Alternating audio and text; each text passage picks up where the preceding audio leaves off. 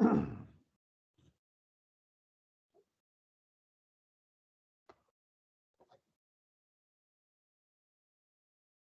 you.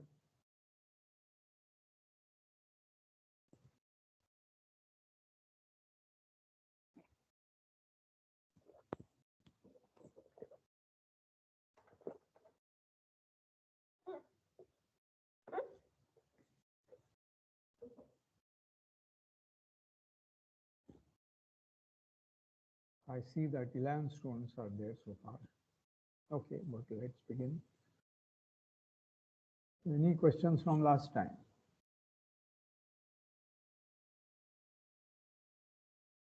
I'm going to share the screen.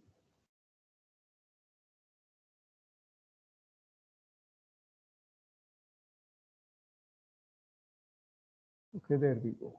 Can you see my screen? Can you hear me and see my screen? Yes, sir. But only the Teams thing is visible. So if you're sharing a document, that's not yet visible. Pawan, can you hear me and see my screen? Yes, sir, we can see. Yes, sir. Oh, great, very good. So let's look at the last lecture.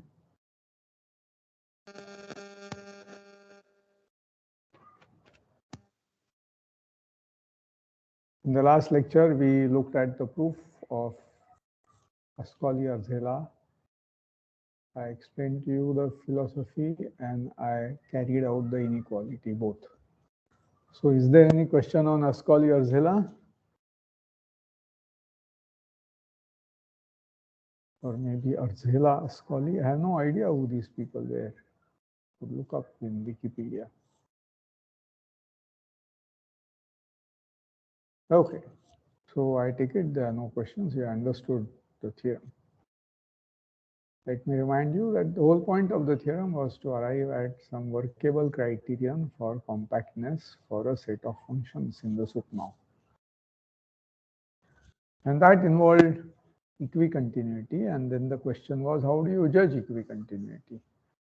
And I said in one set of circumstances, namely complex analytic functions, if you bound the function, you have a control on how large the derivative is. This is the Cauchy integral formula.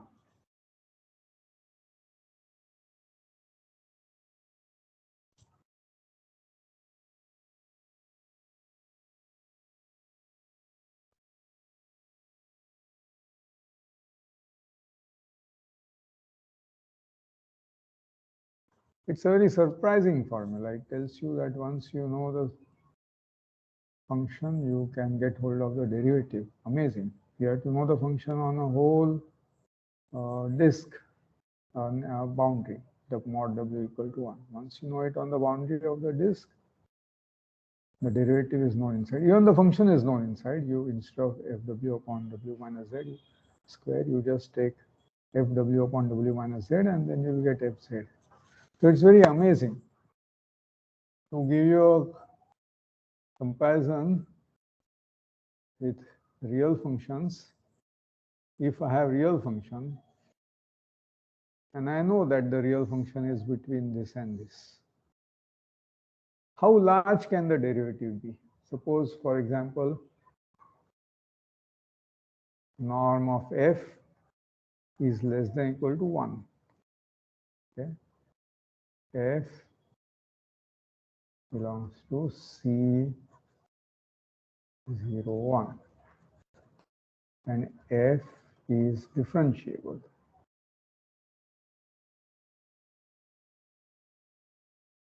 And f dash is continuous, what is known as continuously differentiable. What can norm f prime be? Any guesses? Can this norm f prime be large or can it be bounded once I know that norm of f is less than or equal to 1? What do you think?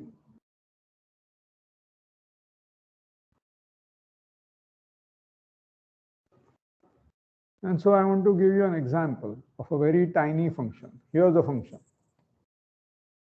Here's my function.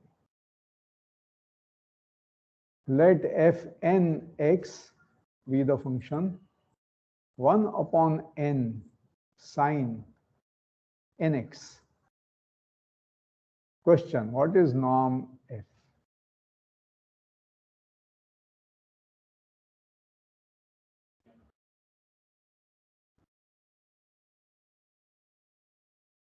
Okay, since your sine etc. are defined on another interval, let me change my interval from 0, 1 to, let's say, 0 to 2 pi. Okay. So now draw these functions. How do they look? The sine function looks like this. This is 0, this is pi, this is 2 pi. It rises from 0 to 1, goes down to -1 and comes up. This is sine x. This is f0. So what is norm of f0? Yeah, somebody tell me. Is equal to, by definition, supremum of mod of fx, and that is equal to, bolo.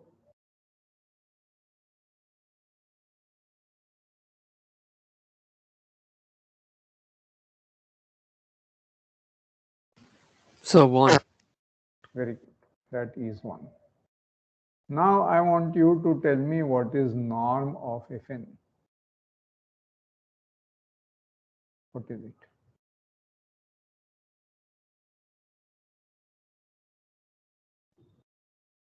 Is it 1 by n? Correct. It is 1 by n. What if I make it sine n square x? Then what will be norm of Fn?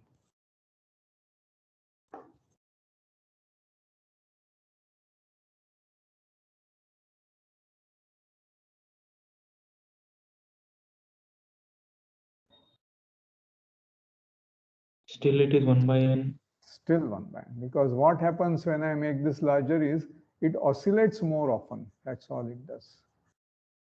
But the size of the oscillation is still 1 upon n. Okay. Now I want you to tell me what's the derivative f prime n. X is equal to, bolo, too many decades since I went to college and calculated any derivative. So you'll have to tell me, what is it?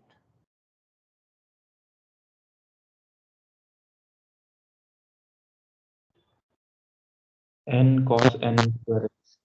First of all, 1 upon n. Now sine n square x, derivative of sine is cos n square x times n square. Am I right? Yeah? Did I get it right? And so that is equal to n cos n square x.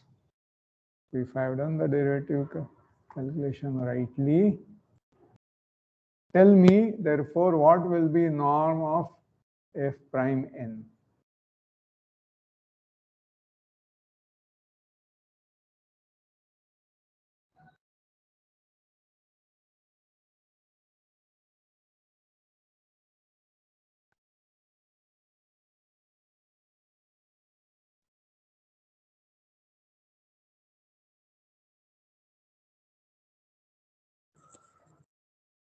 So it is n. It is still, it is n, because that n here. It oscillates, but takes the value n minus n, etc. So you see, this norm of fn is equal to 1 upon n. And norm of f prime n is equal to n. So these fn's tend to 0 uniformly. But f prime n does not. In fact, unbounded. Okay. So very funny. Controlling the function does not control the derivative. This is what you expect, because I can have very tiny oscillations but very steep tiny oscillations. So the derivative is very, very large in between. When it crosses the axis, the derivative is very large. Then it becomes 0, turns down, then becomes very negative, goes up. So by increasing the frequency, this is the frequency of the sound, this is the amplitude of the sound. So the amplitude, this is the amplitude. This is the frequency. I can make the amplitude of the sound smaller and smaller, but make the frequency larger much more rapidly, and then the derivative is just blowing up. So I talk like this, and I talk like this, and so on, so on. The derivative is going. All right, I cannot produce those sounds. So you get the idea. This is what you can do with real functions. And here's Cauchy's integral formula, this totally surprising thing which tells us that if fw is bounded, which means on this compact set, this integral is also going to remain bounded. And then f prime cannot be very large. Wonderful. Isn't it surprising? So now what has derivative got to do with uniform continuity? Derivative being bounded implies uniform continuity, implies what is called equicontinuity.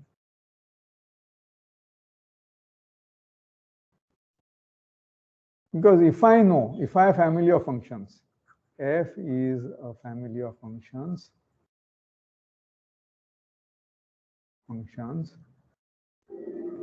and suppose that f prime remains bounded for all f belonging to f, then f is equicontinuous. So what does equicontinuous means? Equicontinuous at, let's say, some point x. If I am on a compact interval, it will automatically be uniformly equicontinuous. So I take some x, and equicontinuity means, first of all, continuity means f of y minus f of x is less than epsilon whenever mod y minus x is less than delta. So given epsilon, you can, there exists a delta, you can have a delta such that. Then you say this is, then if you say, then you say that f is continuous at x. Equicontinuous, f is equicontinuous. This means same delta works for all f in f. And now I am going to show how the derivatives being bounded in the family allows me to use the same delta for everything, because I know that mod fy minus fx. Okay, first of all, let me write this inequality. Tell me if it's intuitively obvious to you. Is always less than or equal to maximum over the interval x to y of f prime at any in between t. Let's call it t. T belongs to x, y times mod y minus x. Is this inequality obvious to you?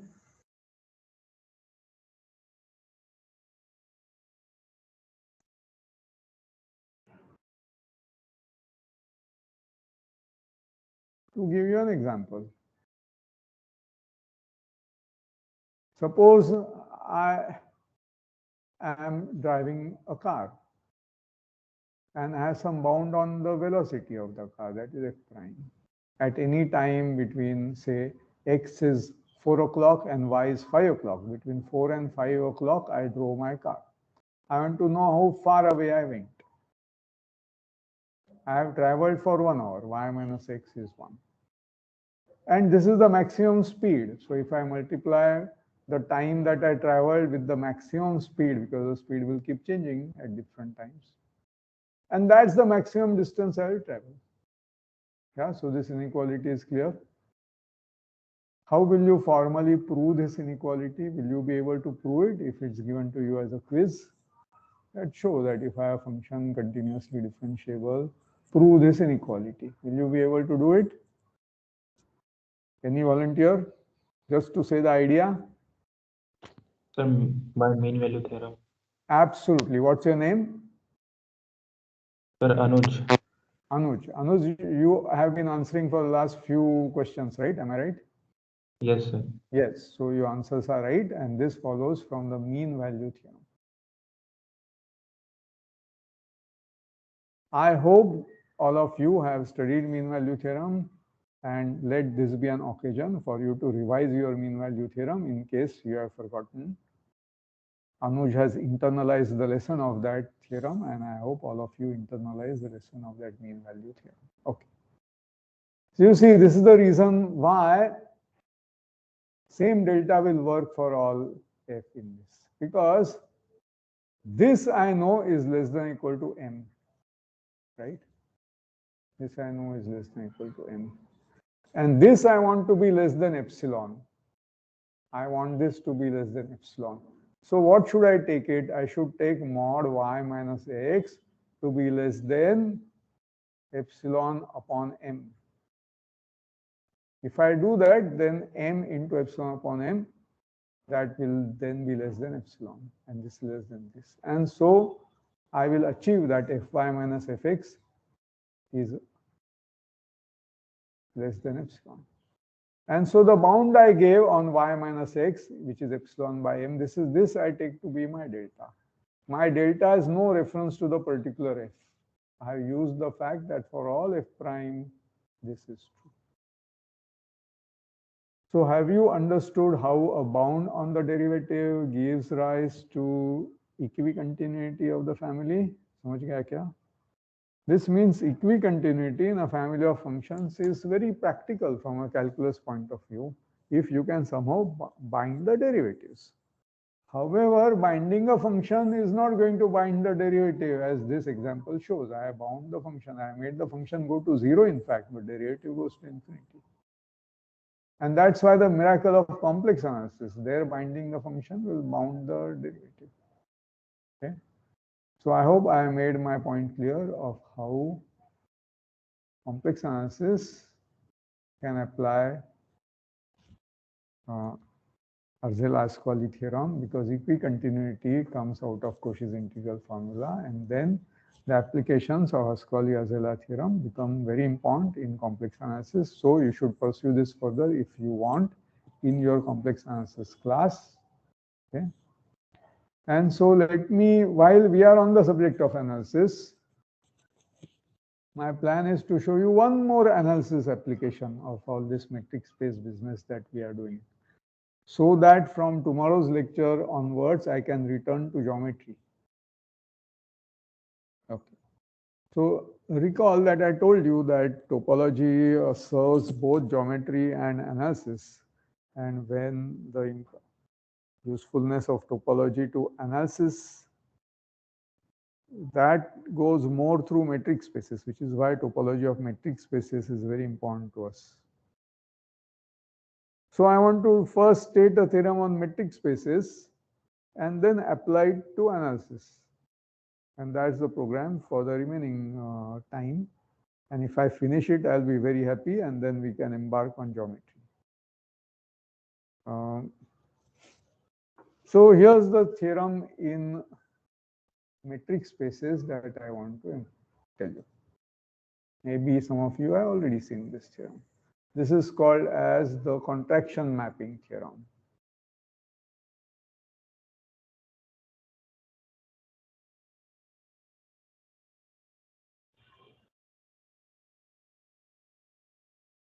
It is also known as somebody's fixed point theorem. Somebody's fixed point theorem. I forget whose. Is it Picard's fixed point theorem? Probably Picard. Banach. Huh? Who? Banach, is it? Yeah. Who answered this? Shan. Are you sure? Well, anyway, doesn't Yes, matter. sir. As Kalidasa said, what's there in a name? Right?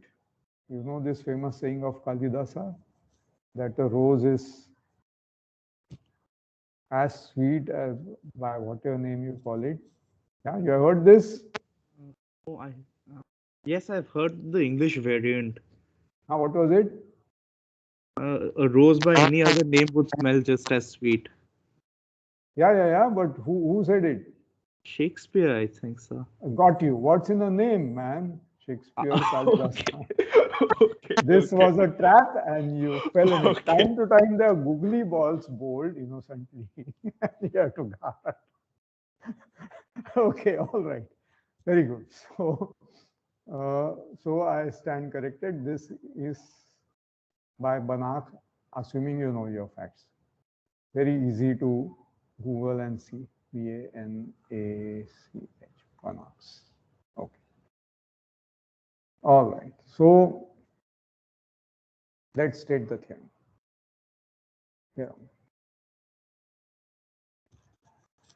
Let X be a complete metric space.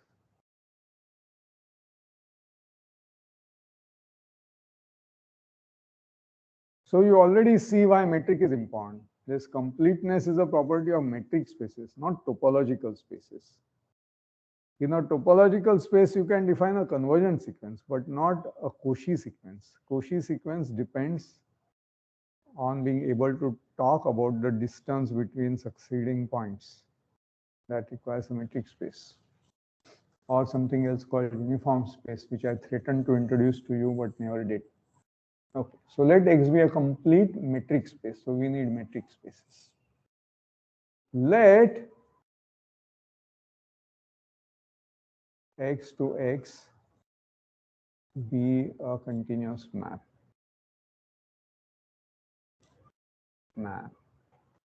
Suppose there exists C between 0 and 1 such that for all x, y belonging to x, tx, well, I have to say distance between tx and ty is less than or equal to c times. So I don't need c to be greater than 0. Why should I care? Okay, I'll correct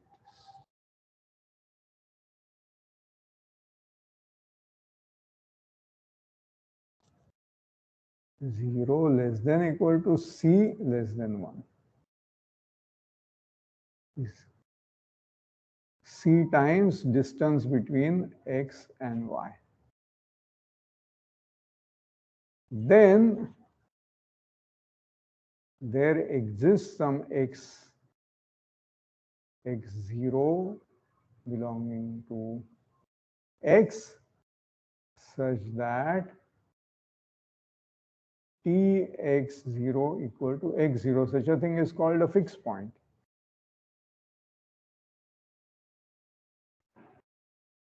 Because t moves every point to some other point, moves x to tx, but it keeps x0 to just x0. So this is a fixed point. And such an x0 is unique. There's only one fixed point. So let's prove it. So uniqueness is very easy. Can somebody quickly tell me why it is unique? So suppose there were two fixed points.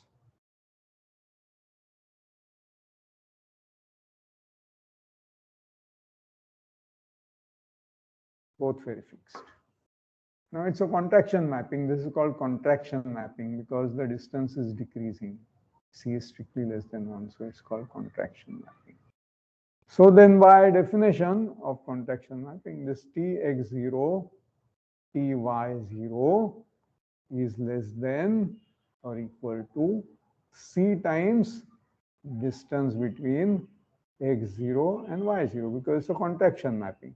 But Tx0 is equal to x0 and this is equal to y0. So that shows that d of x0, y0 is less than equal to C times d x0, y0. And you know that 0 is less than equal to C is less than 1.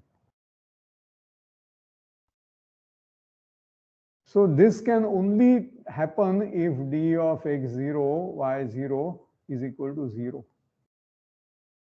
If it had any positive value, then this product is less than the original. So this cannot be equal to. It cannot be equal to itself. This cannot be less than something times itself if that constant is less than 1, unless both sides are 0.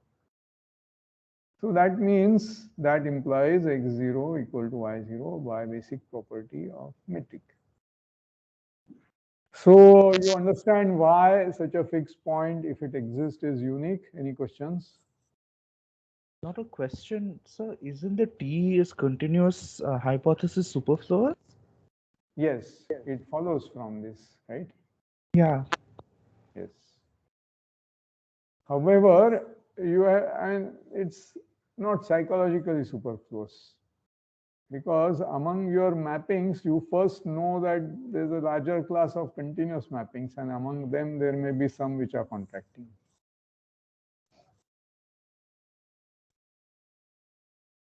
In what category are we doing this? In the category of continuous maps, etc., etc.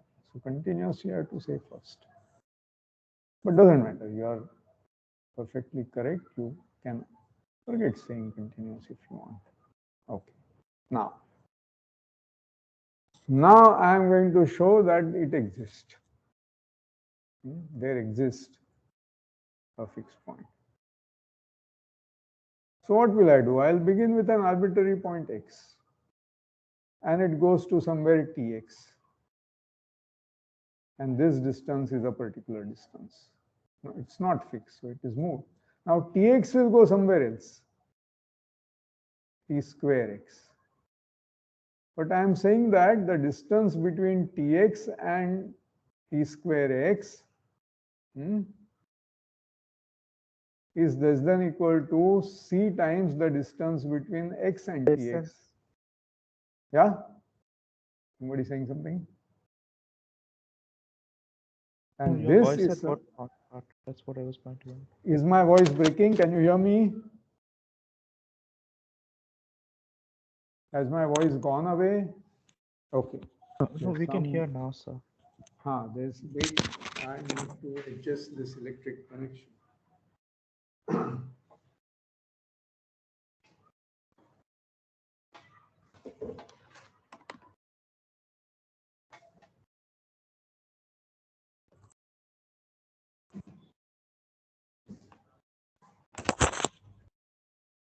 Okay. Has the voice grown stronger now?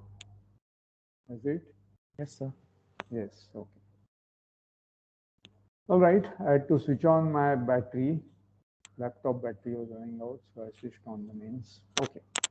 So you see that this distance has decreased by a factor which is less than 1. And so on. Every time you iterate this, so this is closer than this.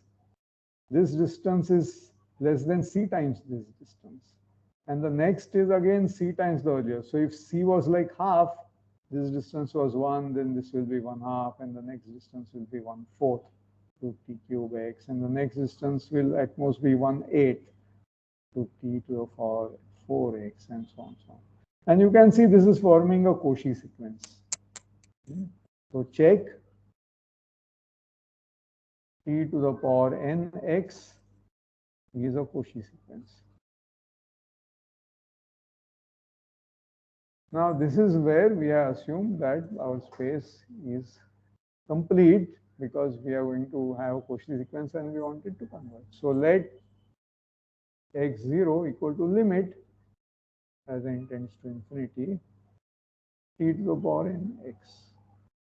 And now check t x0 equal to x0. All these points which are tending to x0, if I apply t to x0 and I apply t to all of them, then they converge to that by continuity of t. You will say that t x0 equal to limit n tends to infinity t to the power n plus 1 x by applying t to both sides. But this limit is equal to this limit. And I have done the checking, too bad. Okay, at least this I left to you. So exercise, it was too easy. So we have this fixed point theorem. Any questions on the fixed point theorem? Because now I'm going to apply it to prove existence theorem for ODE. Any questions? Good, none. So I am now going to apply it to existence theorem for ODE. So let me phrase the existence theorem in dynamical terms. So I am at time interval. This is time.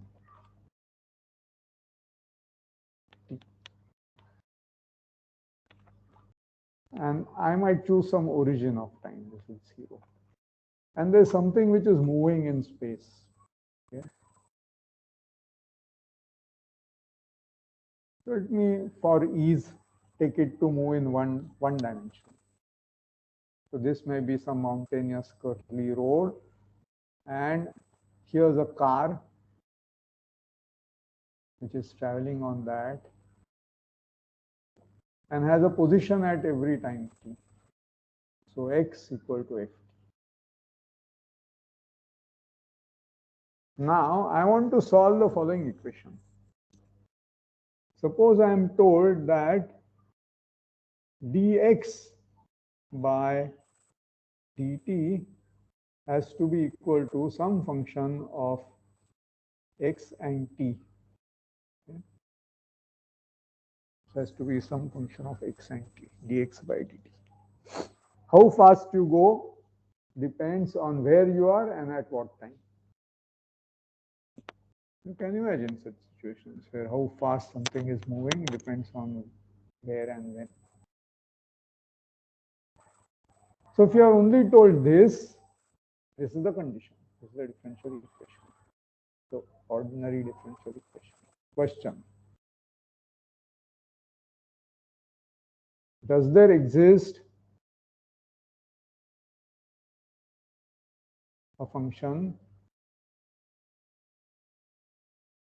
y equal to f of x equal to f of t such that you begin at your starting point. I might have certain starting point which I'll call x equal to 0 at time t equal to 0, so that 0 equal to f of 0.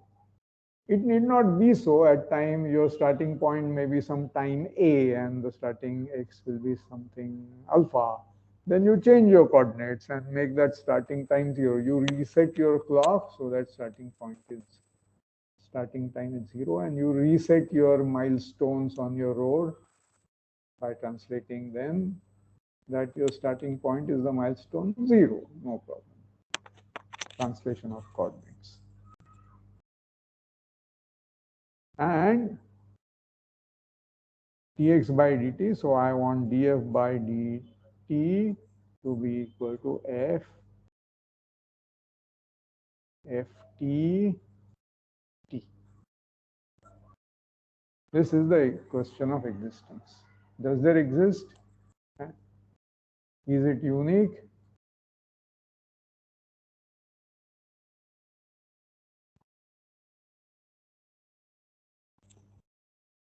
And we are going to apply the fixed point theorem to this situation and get the existence and uniqueness. So let me draw a graphical picture. This is a graphical picture. This is a certain region of space-time. This is x and this is t. And so this is x. This is x equal to 0, etc., etc. So I might have some time interval of my interest here, which may be minus a to a. So t belongs to minus a to a. And I want x to belong to minus b to b. And this function f of xt, continuous, continuously differentiable, etc. To whatever order you want. We'll see up to what order we need. Now, this region is compact, right? This region minus a cross minus b is compact. So I can straight away say that the sup norm of f is less than or equal to bounded. This sum. F is bounded on this compact set. So there is some m, so that sup norm is m. Now the method is successive approximation, just as here we did. We took some point, we took some random point x and applied an operator and produced a new point, and applied an operator and produced a new point, and so on. So we'll begin with some random solution which satisfies this. Best to begin with the solution f0t equal to 0. So the first solution, the car remains static here all the time, remains standing here. This is the first solution. Here. This is f0.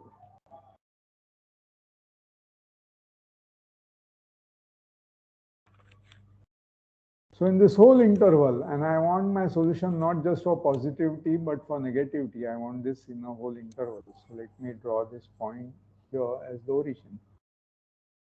This is 0, 0. So that solution's graph will look like this. The first solution f0 looks like this. This is f0. Now I'm going to define f1. f1 will have a different color. Here's the color of f1.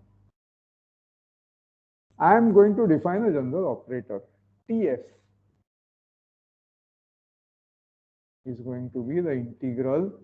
So TF is a certain function. So I want to be able to say what is TF at some point of time. So I'll say that TF at t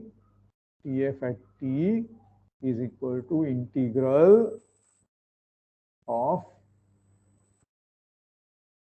f. You see, to get the value of x, I have to integrate both sides, right? This is derivative, so I integrate it. So I integrate this to get x. So TF at t is integral f at fs s ds s going from 0 to t. Where do I get this formula?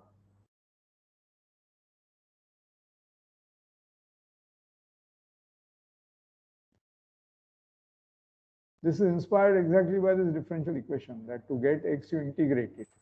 But when I integrate it, I might not get back the same x that I put in here. I might get something else. So that is what I'm calling TF.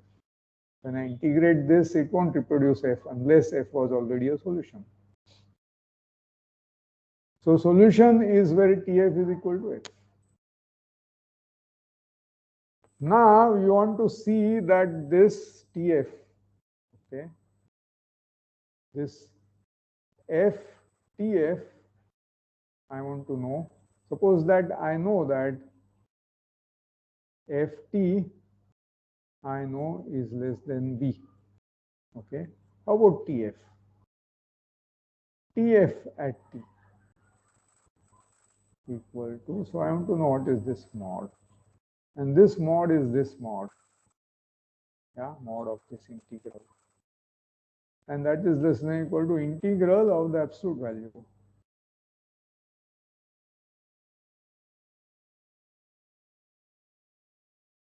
Okay. And that is, this is bounded by m. So it is m times, the interval is going from 0 to t. So m times mod t. Okay. And I want it to be less than b. And what I know is this mod t is less than a. So if I choose my a to be small enough, choose a to be less than b by m. Once you do that, this will be less than equal to b. So this whole new function will also, if my original function f is in this rectangle, okay, if this is f, then tf is also going to be in this rectangle, whatever tf is. See, tf at 0 is going to be 0. Note that. tf at 0 is going to be 0. So tf also remains within that rectangle. So tf is another one such f.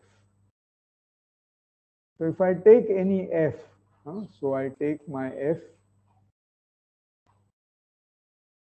set of all f from minus a to b, continuously differentiable.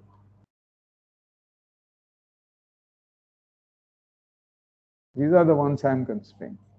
If I have some f of this kind, then tf is again of that kind, and so on. Actually, I don't need them to be continuously differentiable for this to make sense. So let me remove that, because I can integrate them. Continuous is all that I want.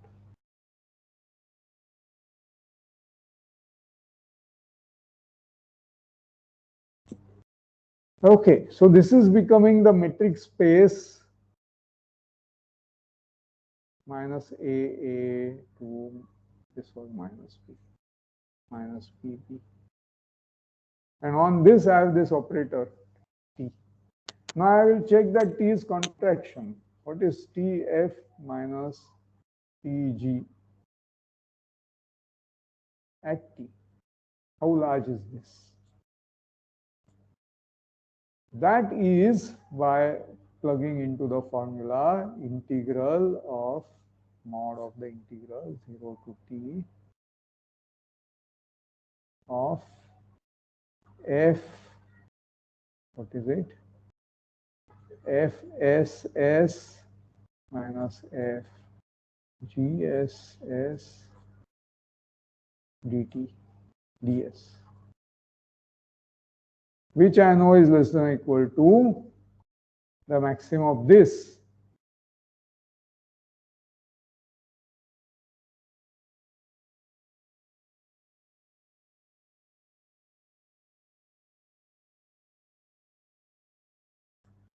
times the size of the integrating interval, that is t.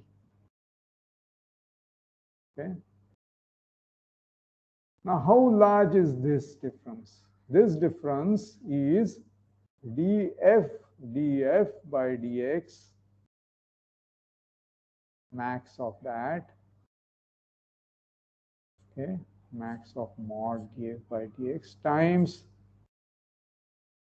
fs minus gs. This is what this is going to be bounded by, because I am keeping this coordinate the same and t coordinate the same and moving in the x coordinate from fs to gs. So how far can they be? Well, how fast does it move in that direction and for how much interval? So that same earlier argument. And so now comes this mod t. Okay, this is equal to this. Now on this interval, on this rectangle, I know that my df by dx is bounded. There's a continuous function on this. I take the derivative to be continuous. So it is bounded by something c. So after putting that constant c there, this is less than equal to c times, this is the norm of f minus g, max of this, and that is the size of the interval, so that is a. And so if I take care to choose a small enough, choose a so small that c times a is less than 1. So my contraction c is not this c, but c times a.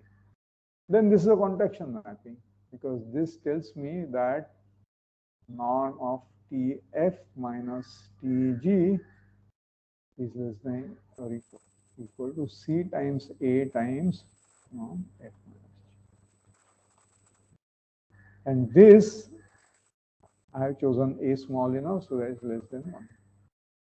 So this is a contraction mapping, and so there exists a fixed point, and the fixed point is the solution to the differential equation, and it is unique, and so there exists a unique solution to the differential equation. Okay. So I rapidly told you the proof. I have not written any sentences. This kind of blackboard explanation does not involve writing sentences. So it's always exercise for you to write down a proof, a complete proof with sentences, with words like let, suppose, therefore by the previous sentence, hence from 1 and 3 we can conclude that, and so on, so on, so on. This kind of writing you have to learn to do. So any such blackboard proof is for you an exercise to complete it to a fully written out proof, with not just symbols, but with enough amount of prose. So any questions?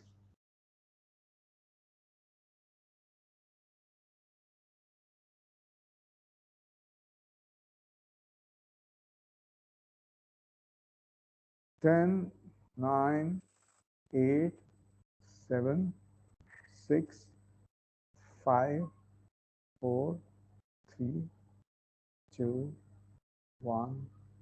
Okay. So with that, let us take leave of analysis. So now we return to topology. With the above, we end our applications of analysis to analysis. Okay, to analysis. And we move back from metric spaces to topological spaces.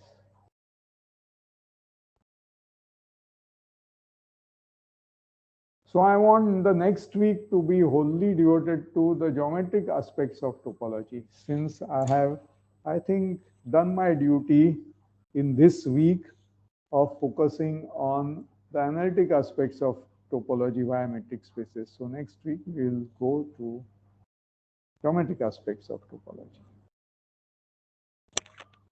So to begin with, I want to give you a definition. Please ponder on this definition.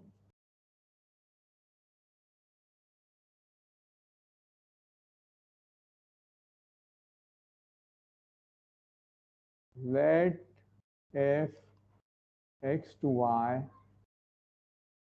be a continuous map. Henceforth, everything is a topological space. We say that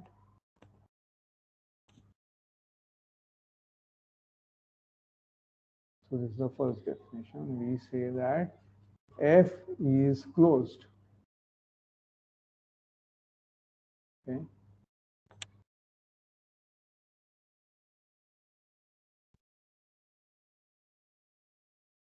If for all closed A in X, the image FA is closed in Y. Let me ask you, does it mean that Y has the quotient topology?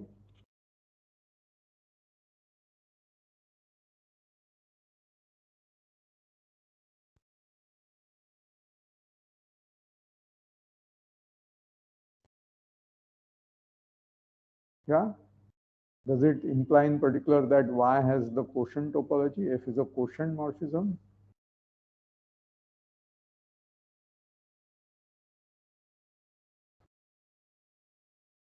What will be the closed sets of Y under quotient topology?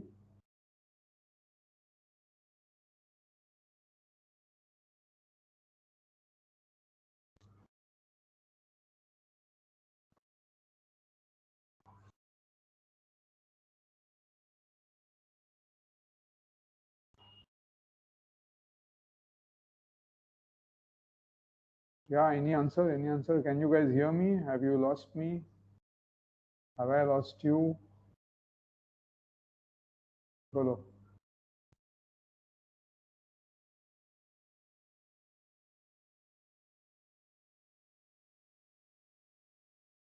No, I don't hear any voice. Yeah, should I contact Pawan? Hello, Pawan, are you there? Yes, sir.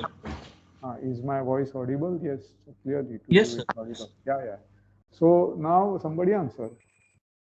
Recall when I have a topoical space and a continuous map.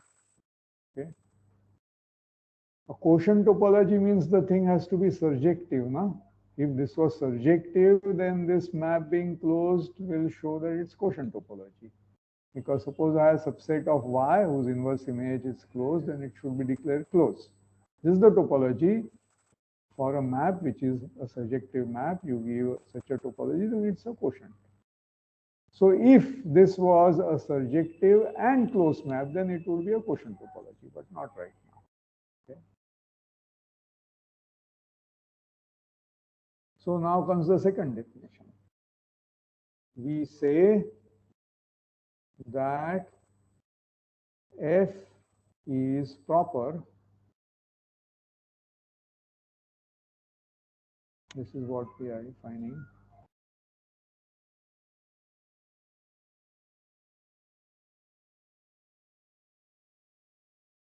If F is universally closed.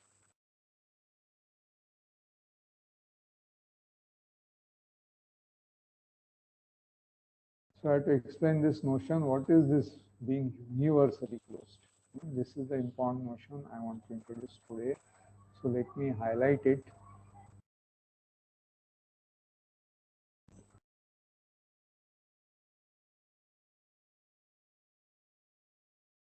This is the concept I want highlighted. Universally closed. It's not just closed, but universally closed. This means for any space Z, the map X cross Z to Y cross Z, and the map is F cross identity is closed. It takes some time to digest this definition of universally closed. Suppose I want to define universally open. Some maps are open, some are universally open. So again, what is the property of F for every Z? If I take X cross Z to Y cross Z, the map F cross identity of Z, that map should have that property, closed, open, whatever. Then you say it's universally closed, universally open.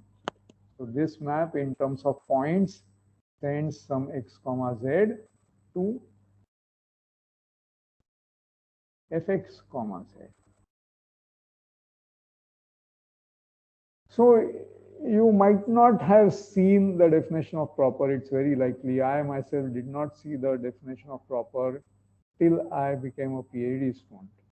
In my first year topology course, on first day I learned this definition, or second day perhaps. Anyway. But closed probably you have seen. So I am now going to give you a map and ask you whether it is closed. Here are, so anytime we introduce a new definition, we have to see examples where that definition applies and non-examples where that definition is not satisfied. That's the way to digest a definition, that you yourself produce some 2 or 3 different examples and 2 or 3 non-examples. Then you know what that definition means. So here is an example. Question. Is X2 point, take a singleton point, closed? Follow. Is X2 point closed? Yes, sir. Yes. Is X2 point universally closed?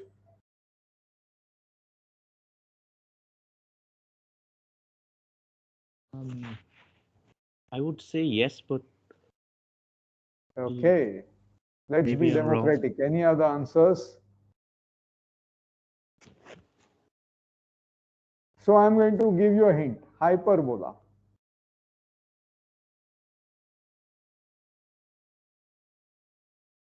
Now, do you want to answer my question?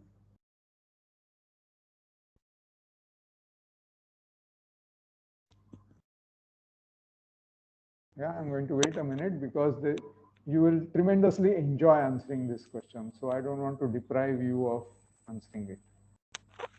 So I'm going to wait for it. Sir, I'm withdrawing the previous answer. I mean, I forgot. I thought it was X cross something to point. Is that closed or not? Of course, now I'm not No, saying that it is. X2 point is closed or not? You are not saying it's closed? No, I'm saying that is closed. So universally closed. It should have been X cross something to point cross something. But I forgot to put that point cross something. I just took it to point. Okay. Okay, but now what's your new answer? Now put that point cross that same thing. I know what you're trying to say with the hyperbola. I don't think it is universally closed. That Okay, so X. let's draw the hyperbola. Yeah, Ishan, what is X in my example?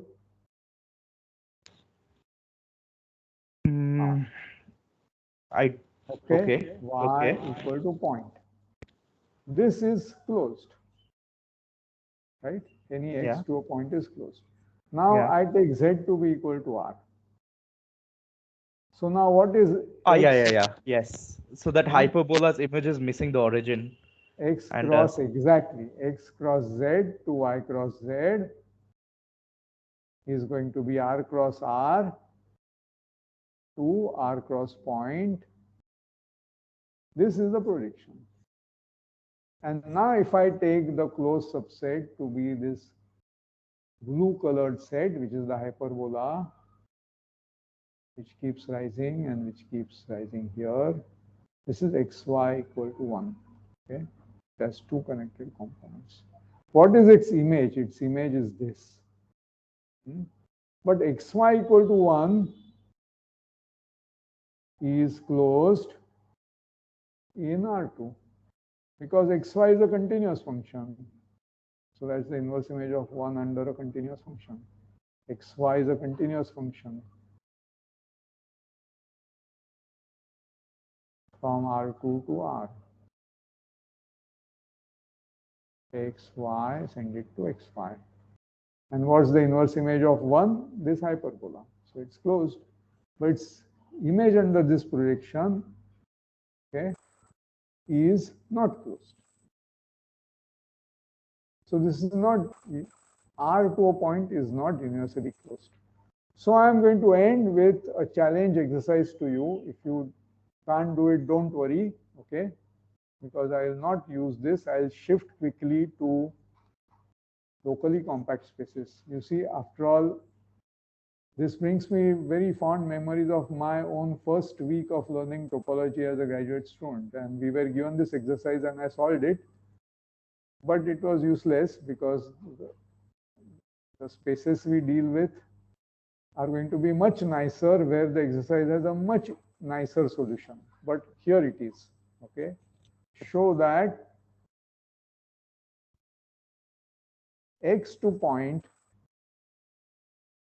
is universally closed. That's our definition of proper, okay? Proper if and only if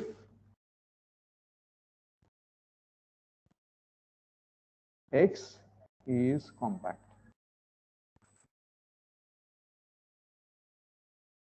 Proving this for locally compact spaces, which is what I do in the class, is much more pleasant, much more instructive, and locally compact spaces are the ones which occur more frequently in the kind of geometric applications that we will do. So even if you can't solve this exercise in this form, it doesn't matter. Okay. So I have run out of time. I am going to end now. Any questions? I can guess what you're going to use for this x2 point for locally compact, because so that adjunction. I can guess what you mean by adjunction. You probably mean a 1-point compactification. No, I mean that product so product and compact open that junction, because for x to y quotient, you take the product with locally compact sets. So that resultant is also a quotient. So there you can use that adjunction, that the product with the locally compact. Between mapping spaces and evaluation, yeah? That's yes, what you yes, that one. Yes, with yes, compact open topology. Yeah, that one. Well, you write down your proof. Okay. But also attempt this just to see how messy this can be and how nice those things are when compared to this. Okay. So I will, so any other questions?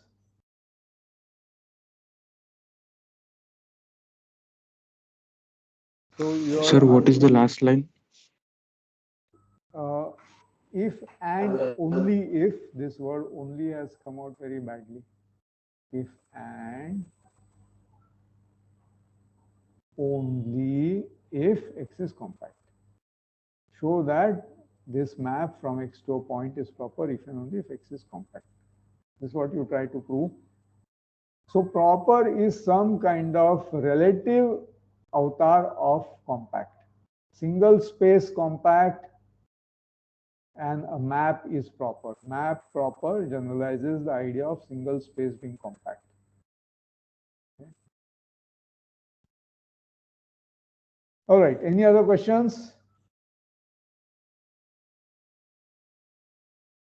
10, 9, 8, 7, 6, 5, 4, 3, 2, 1. There is no appeal to the third umpire.